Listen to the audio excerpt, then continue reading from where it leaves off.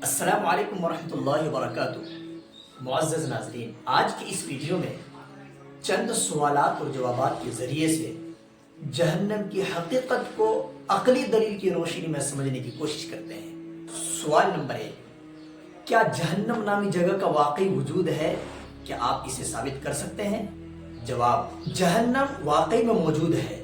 مثال کے طور پر آپ فرض کریں کہ ایک بادشاہ ہے اور اس کی سلطنت میں کوئی قید خانہ نہیں ہے، لیکن ایک شخص آتا ہے، اس کی توہین شروع کر دیتا ہے اور یہ کہتا ہے کہ میں اس شخص کی بادشاہت کو قبول نہیں کرتا، اس کی حکومت کو نہیں مانتا، تو لازماً اس شخص کے لیے کوئی قید خانہ بنایا جائے گا جہاں اسے اس توہین کی سزا دی جائے گی۔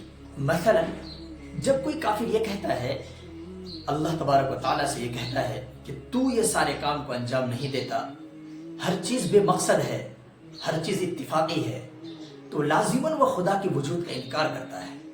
اس گناہ اور اتنے توہین آمیز رویے کے بعد اس مقام کا ہونا ضروری ہے جہاں اس شخص کو اور معصوم بے گناہ لوگوں پر ظلم کرنے والوں کو سزا دی جائے۔ اسی جگہ کا نام جہنم ہے۔ اگر ہم میں سے ہر کوئی ماضی کے کچھ ظالموں کو دیکھے کہ انہوں نے ہزاروں لاکھوں معصوم لوگوں کو ذبح کیا لیکن پھر بھی آسان موت پر ہے، کیا ہمارے ذہن میں کبھی یہ خیال آیا کہ انسانوں نے زمین پر تقریباً ہر جگہ عدالتیں قائم کی ہیں؟ ہم چیختے ہیں انصاف انصاف انصاف۔ انصاف کسے کہتے ہیں؟ انصاف کا کیا مطلب ہے؟ انصاف کا مطلب ہے کسی شخص کو اس کا حق دینا۔ انصاف کی جو صفت ہے یہ ہمیں اللہ تبارک و تعالیٰ کی طرف سے دی گئی ہے۔ یہ سوچنا تصور سے بالاتر ہے کہ جس ذات نے انصاف کا اتنا خوبصورت تصور ہمیں دیا ہے، خیال ہمیں دیا ہے، وہ خود انصاف نہیں کرے گا۔ ہم دیکھتے ہیں کہ ایک ظالم انسان، ایک ظالم حکمراں ہزاروں معصوم لوگوں کو بے گناہ مظلومانہ قتل کر دیتا ہے اور کسی بھی طرح کی سزا کاٹے بغیر ظالم حکمراں کی لی ہوئی جانوں کی قیمت ادا کیے بغیر وہ اس دنیا سے چلا جاتا ہے اور ایک آسان موت مرتا ہے۔ لہٰذا اللہ تعالیٰ سزا کے مستحق لوگوں کو اپنی قائم کردہ عدالت میں سزا سنائیں گے اور مظلوم لوگوں کے مطالبے کو سنا جائے گا۔ ان 2-3 مثالوں سے یہ بات معلوم ہوتی ہے کہ جنت اور جہنم دونوں کا وجود واقعی میں ہے، جہاں مظلوموں کو انصاف ملے، جہاں ظالموں کو اس کی سزائیں ملے، ان کے اعمال اور ان کے مطالبے کے اعتبار سے انہیں ان کا حق دیا جائے گا۔ سوال نمبر 2، جہنم ہمیشہ کے لیے کیوں ہے؟ انسان کی اس مختصر سی زندگی میں کی ہوئی غلطیاں، محدود وقت میں اور مختصر وقت میں کی ہوئی غلطیوں کی سزا کیا انسان کو ہمیشہ کی جہنم کی شکل میں دیا جائے؟ کیا ایسا کرنا انصاف ہوگا؟ جواب، بالکل ایسا کرنا انصاف ہوگا، کیونکہ یہ سزا جرم کی اوقات اور دورانیے کے حساب سے نہیں ہے۔ محدود وقت میں کیے گئے جرم کی سزا محدود وقت کے اعتبار سے نہیں ہے۔ سزا آخرت کی سزا جرم کی نوعیت کے اعتبار سے ہے، جرم کی نوعیت کے اعتبار سے ہے، اوقات اور دورانیے کے حساب سے نہیں ہے۔ مثلا آج کوئی شخص کسی کو قتل کر دیتا ہے تو اس کے قتل کی سزا عمر قید کی سزا ہے۔ اس جرم کی سزا عمر قید کی شکل میں مل سکتی ہے۔ عمر قید کا مطلب اپنی پوری زندگی، یعنی اب وہ شخص اپنی پوری زندگی جیل میں گزارے گا۔ انسان کے نظام انصاف میں بنائی گئی ایسی سزائیں ہیں جو 320 سال سے لے کر کے 600 سال تک کی ہیں۔ اسے کیوں ایسی سزائیں سنائی جاتی ہے؟ جبکہ اس شخص نے یہ جرم محدود اور مختصر وقت میں انجام دیا ہے، پھر اسے کیوں پوری زندگی کی سزا سنائی گئی ہے؟ ہم اس پر اعتراض نہیں کرتے، کیونکہ معلوم ہوتی ہے یہاں پر یہ بات کہ یہ سزا جرم کی سنگینی کے اعتبار سے ہے کہ ایسا کرنا سنگین جرم ہے، اس لیے اسے اس طرح کی سزا سنائی گئی۔ دوسرے الفاظ میں کہا جائے گا کہ سزا جرم کے اوقات اور دورانیے کے اعتبار سے نہیں بلکہ جرم کی سنگینی اور نوعیت کے اعتبار سے لحاظ سے ہے، جرم کی سنگینی اور نوعیت کے لحاظ سے ہے۔ سوال، کون سی قسم کا جرم جہنم میں ہمیشہ کی سزا کا مستحق بناتا ہے؟ جواب، ہم اس کی وضاحت کئی مثالوں سے کر سکتے ہیں۔ مثلا آپ مجھے تھپڑ ماریں، میں آپ کو اس کے بدلے تھپڑ ماروں، ہم لڑ سکتے ہیں، ہم ایک دوسرے کے بدلہ لے کر کے اپنے معاملات کو ختم کر سکتے ہیں۔ کل کو ہماری لڑائی ختم ہو جائے گی، پھر ہمیں کورٹ یا عدالت میں اس کی سزا نہیں سنائی جائے گی، دنیا کی عدالت میں اس پر قائم نہیں ہوگی۔ لیکن اگر آپ کسی پولیس کمشنر کو، پولیس افسر کو تھپڑ مار دیں تو آپ کو سنگین سزا دی جائے گی۔ یہاں پر بیان کیے گئے دونوں تھپڑ ایک نہیں ہے، یہ الگ الگ حیثیت رکھتے ہیں، کیونکہ سزا کا درجہ اس لحاظ سے کم اور زیادہ ہوگا کہ آپ کس کی توہین کرتے ہیں۔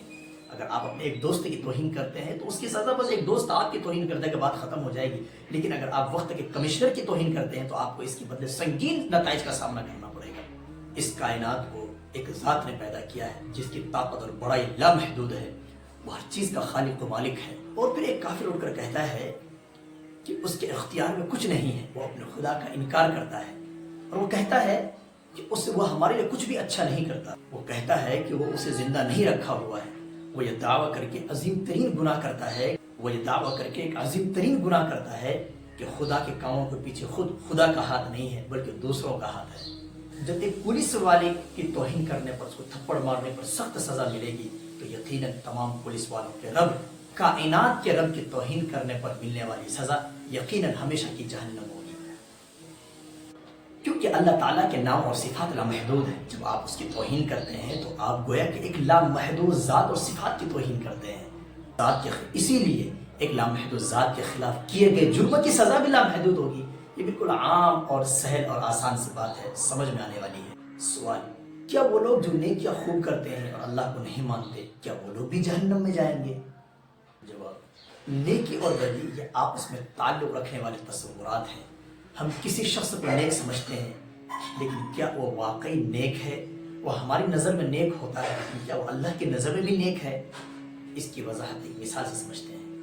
فرض کریں کہ ایک بادشاہ ہے اور وہ اپنی ساری دولت ایک شخص کو دے کر کہتا ہے کہ فلاں گاؤں میں جاؤ اور وہاں کے غریب لوگوں کی تمام ضرورتیں پوری کرو۔ وہ شخص بادشاہ کا مال لے کر جاتا ہے، وہ ان غریبوں کی ضرورت پوری کرتا ہے، لہٰذا وہ شخص بادشاہ کا سارا مال لے کر وہ گاؤں جاتا ہے، وہاں لوگوں کی ضرورتیں پوری کرتا ہے، یہ نیکیاں کرتا ہے۔ لیکن یہ ساری نیکیاں بادشاہ کے کھاتے میں جاتی ہیں، کیونکہ اس نیکی کے لیے، ان نیکیوں کے لیے بادشاہ کی دولت درکار تھی۔ بادشاہ کی دولت درکار تھی۔ کیا وہ شخص خود یہ کام کر سکتا تھا؟ نہیں کر سکتا تھا، کیونکہ اس کے پاس یہ سارے اسباب مہیا نہیں تھے، کیونکہ یہ نیکیاں بادشاہ کسی اور کے ذریعے بھی کروا سکتا تھا۔ اب اگر یہ نیکی کرنے والا شخص یہ کہے کہ ان نیکیوں سے بادشاہ کا کوئی تعلق نہیں، یہ سب میں نے خود کیا ہے، تو یقیناً یہ شخص بادشاہ کی نظر میں سزا کا مستحق ہوگا۔ لوگوں کو بظاہر وہ نیک انسان لگ سکتا ہے، کیونکہ ظاہر میں تو یہ ساری نیکیاں اس نے خود نے ہی کی ہے، لیکن چونکہ کہ یہ ساری نیکیاں میں نے ہی کی ہیں، اس نے یہ کہہ کر بادشاہ کی توہین کی اور اس کو اس کا جائز کریڈٹ نہیں دیتا، تو یقیناً وہ بادشاہ کی نظر میں سزا کا مستحق ہوتا ہے۔ اسی مثال کی طرح کوئی یہ کہہ سکتا ہے کہ میں تنہا اس نیکی کا کرنے والا ہوں اور میں یہ کام کرنے والا ہوں، اور جب کوئی یہ دعویٰ کرتا ہے کہ میں خود یہ کام کرنے والا ہوں تو اس کے لیے اس کو ایک مضبوط دلیل درکار ہوتی ہے کہ نیکی کرنے کے لیے سولر سسٹم کو موافق کام کرنا ضروری ہے۔ تو کیا آپ نے سولر سسٹم کو ٹھیک رکھا ہوا ہے؟ نہیں۔ اس دنیا میں جینے کے لیے آکسیجن کی ضرورت ہے تاکہ ہر شخص اپنا کام کر سکے، تو کیا آپ آکسیجن سپلائی کر رہے ہیں؟ نہیں۔ آپ کے اعضاء کا ٹھیک طرح کام کرنا ضروری ہے تاکہ آپ اس لمحے میں اپنا عمل انجام دے سکیں، تو کیا آپ اپنے اعضاء کو ٹھیک رکھنے پر قادر ہیں؟ نہیں۔ تو معلوم ہوا کہ کوئی ایک ذات ہے جو یہ ضرورتیں فراہم کر رہی ہیں تاکہ آپ یہ نیک کام انجام دے سکیں، لیکن اگر پھر بھی آپ یہ کہیں کہ میں اپنے بلبوتے پر یہ سب کام کر رہا ہوں اور اس نیکی کے کام کو میں تنہا کر رہا ہوں، یہ تنہا کرنے والا ہوں، یقیناً آپ لوگوں کی نظر میں ایک نیک انسان ہوں گے، لیکن آپ کے تمام کام کرنے کے لیے ضروری یہ تمام چیزیں فراہم کرنے والی ذات کی نظر میں آپ سزا کے مستحق ہوں گے۔ چونکہ یہ میں نے کیا ہے، آپ نے یہ کہہ کر حقیقی پرفارمر کا انکار کر دیا ہے، لہٰذا آپ خدا کی نظر میں مجرم ہیں۔ لیکن دوسری طرف جب کوئی مسلمان نیک کام کرتا ہے تو یہ جانتا ہے کہ نیکی دراصل اللہ کی طرف سے ہوتی ہے، اور وہ کہتا ہے کہ اس کام کا پرفارمر اور یہ حقیقی کرنے والا وہ اللہ ہے۔ اس سوچ اور اس طرز عمل کی وجہ سے اسے اللہ کی طرف سے انعام ملے گا، وہ اللہ کی طرف سے انعام کا مستحق ہوگا۔ کیوں؟ کیونکہ اس نے بظاہر خود یہ سارے کام کیے ہیں، لیکن اس کا حقیقی کریڈٹ وہ اللہ کو دیتا ہے، کیونکہ اس نے اصل نیکی کرنے والے کو نہیں چھپایا، اس نے اللہ کا انکار نہیں کیا، اس نے حقیقی پرفارمر کا انکار نہیں کیا۔ وہ بظاہر خود یہ کام کرتا ہے، لیکن وہ خود یہ کہتا ہے کہ یہ نیکی کا کام خود اللہ نے مجھ سے کروائی ہے، اللہ کی توفیق سے ہوتا ہے، اللہ کی توفیق سے یہ کام انجام پایا ہے، کیونکہ اس کے ذہن میں یہ حقیقت موجود ہوتی ہے۔ اسی وجہ سے اس کو یہ نیکیاں کرنے پر اچھا بدلے کی شکل میں جنت ملے گی، اور جو اس کے غیر مسلم کا معاملہ اس سے مختلف ہوتا ہے، لہٰذا وہ خدا کے اپنے تمام اچھے کام کی کریڈٹ خود لیتا ہے اور اصل پرفارمر کا انکار کرتا ہے، اسی وجہ سے اس کی سزا ہمیشہ کی جہنم ہوگی۔